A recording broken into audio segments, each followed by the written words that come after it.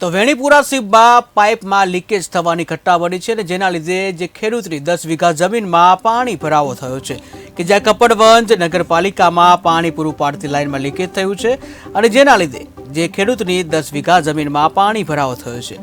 પાણી ભરાતા ખેડૂતોના ઊભા પાકને નુકસાન થયું છે, જ્યાં ઘઉં, ડાંગર સહિતના પાકને નુકસાન થતા ખેડૂતો ચિંતામાં છે।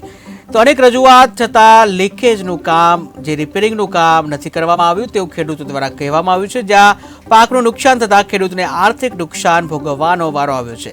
ખેડૂતને નુકસાનનું વળતર મળશે કે કેમ તે એક મોટો પ્રશ્ન છે। તો વેણીપુરા સીમમાં પાઇપલાઇનમાં લીકેજ થવાની ઘટના બની છે અને જેના લીધે જે ખેડૂતની 10 વીઘા જમીનમાં પાણીનો ભરાવો થયો છે। નગરપાલિકા લાઈન ફાટતા એના કારણથી અમારા ખેતર વાવતા નથી, વારંવાર તૂટી જાય છે। ઘઉંનો પાક ગયો, ડાંગરનો પાક ગયો અને બાજરીનો પાક ગયો। અત્યારે 5 થી 10 વીઘા જમીનમાં પાણી ફરે। અત્યારે વારંવાર કરીએ પણ સાહેબ આવતા જ નથી। રજૂઆત કરી કરીને થાકી ગયા, ઓફિસે જ જાય તો એ નથી આવતા। આગળના પગલાં અમારે એ ઈચ્છા હ નગરપાલિકા લાઈન તોડવાની ઈચ્છા હ।